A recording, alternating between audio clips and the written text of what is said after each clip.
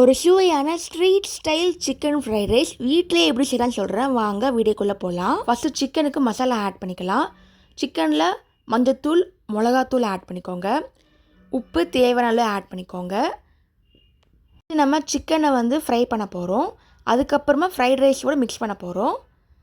உப்பு தேவையான ஆட் பண்ணதுக்கப்புறமா நல்லா மிக்ஸ் பண்ணிக்கோங்க. கொஞ்சமாக மிளகாத்தூள் ஆட் பண்ணிக்கோங்க காரத்துக்காக, அது ஆப்ஷனல் தான். இப்போ நல்லா மிக்ஸ் பண்ணிக்கோங்க. நல்லா திக்காக இருக்கணுங்க, தண்ணியே ஆட் பண்ண வேண்டாம். அப்போ தான் மசாலா ஃபுல்லாக இறங்கும். கொஞ்சமாக இஞ்சி பூண்டு பேஸ்ட் ஆட் பண்ணுறேன். அப்போ தான் மசாலாவில் இந்த ஃப்ளேவர் ஃபுல்லாக இறங்கும். இந்த மாதிரி மிக்ஸ் பண்ணி வச்சுக்கோங்க. ஒரு 15 to 20 மினிட்ஸ் அப்படியே வைங்க. இதை நம்ம ஆயிலில் ஃப்ரை பண்ணிக்கலாம். அப்படி இல்லைன்னா ஏர் ஃப்ரையரில் கூட ஃப்ரை பண்ணிக்கலாம். ஏர் ஃப்ரையரில் ஃப்ரை பண்ணிங்கன்னா எண்ணெய் இழுக்காது. அதான் ரெண்டுத்துக்கு டிஃப்ரென்ஸு. நான் ஏர் ஃப்ரையரில் தாங்க பண்ண போகிறேன். அதுக்கு நான் சொலாரா பிராண்டை தான் யூஸ் பண்ணியிருக்கேன். இப்போ வச்சுக்கலாம். அந்த மாதிரி ட்ரேயில் வைக்க வேண்டியதான். அதுக்கப்புறம் ஹீட் பண்ணிட்டு உள்ளே வைக்க வேண்டியதான். ப்ரீ ஹீட் பண்ணதுக்கப்புறம் வெளில வைக்க வேண்டியதான். சிக்கன் ஃப்ரைட் ரைஸ்க்கு மசாலா இல்லாமல் நீங்கள் போட்டிங்கன்னா சிக்கன் தனியாக வெந்த மாதிரி தான் இருக்கும். இதுவே மசாலாலாம் போட்டு பண்ணிங்கன்னா தனியாக சாப்பிட்டா கூட நல்லாயிருக்கும் சிக்கன். அதுக்காக தான் மசாலா மட்டும் தனியாக ஃபஸ்ட்டு பண்ணுறோம். இப்போ ஏர் ஃப்ரை பண்ணுறேன். ப்ரீ ஹீட் பண்ணிவிட்டேன். 180க்கு நான் வைக்கிறேன். ஒரு 15 மினிட்ஸில் ரெடி ஆயிருங்க. இப்போ 15 மினிட்ஸ் ஆயிடுச்சு. இப்போ நல்லாவே ரோஸ்ட் ஆகிடுச்சு. இப்போ எடுத்துடலாம். இப்போ தனியாக எடுத்து வச்சுக்கோங்க. இப்போ நெக்ஸ்ட் ஒரு பாத்திரத்தில் எடுத்துக்கோங்க. முட்டை ஆட் பண்ணிக்கலாம். 4 முட்டை ஆட் பண்ணிக்கிறேன். லைட்டாக உப்பை ஆட் பண்ணிக்கோங்க. நல்லா மிக்ஸ் பண்ணிக்கலாம். நல்லா கலக்கிக்கோங்க.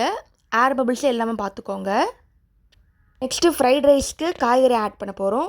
காய்கறியில் பார்த்திங்கன்னா கொடமிளகா, கோஸ், கேரட், ஸ்ப்ரிங் ஆனியன் எடுத்திருக்கேன். இப்போ ஒரு பாத்திரத்தில் எடுத்துக்கோங்க. எண்ணெய் ஆட் பண்ணிக்கலாம்.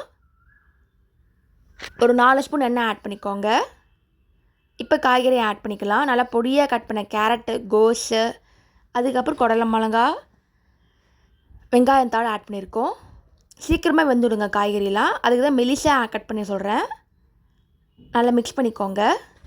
காய்கறி சீக்கிரமாக வெந்து விடுங்க. இப்போ முட்டையை நம்ம வேக வைக்க போகிறோம். நீங்கள் தனியாக வேக வச்சுக்கலாம், இல்லை ஒரே பானலே பாதி பாதியாக வச்சு வேக வச்சுக்கலாம். நான் ஒரே பானல் தாங்க பண்ணுறேன். இந்த மாதிரி ஆட் பண்ணிக்கோங்க.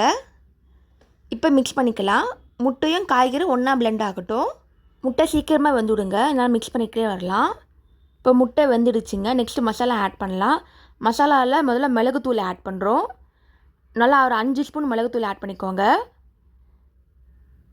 Next soya sauce 1 spoon add பண்ணுறேன்.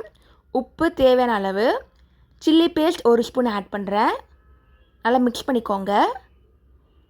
காரத்துக்கு மிளகாத்தூள் ஆட் பண்ணுறேன். இல்லைனா ரெட் சில்லி பேஸ்ட்டு கூட நீங்கள் ஆட் பண்ணிக்கலாம். இப்போ மிக்ஸ் பண்ணி ஆயிடுச்சு. நல்லா மசாலா ஃபுல்லாக இறங்கி ஆயிடுச்சு. நெக்ஸ்ட்டு நம்ம ரைஸ் ஆட் பண்ண போகிறோம். நீங்கள் நார்மல் ரைஸும் ஆட் பண்ணிக்கலாம், இல்லைனா பாஸ்மதி ரைஸும் ஆட் பண்ணிக்கலாம். அது உங்கள் இஷ்டம். நான் சாதாரண அரிசி தாங்க ஆட் பண்ணுறேன்.